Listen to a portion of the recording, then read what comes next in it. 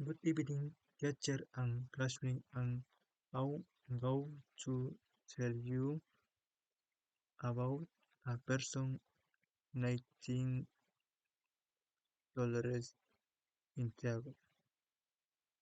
Dolores Santiago, who was born on April 20, 1958 in Manabí, was a key figure in the fight for gender equality and human rights in Ecuador. In 1958, she moved to Napo, where she began her house work as a postal assistant.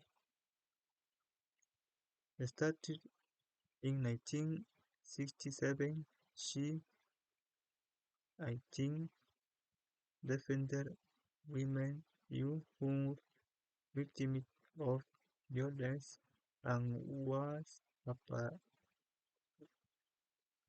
pioneer in open support of in their own home.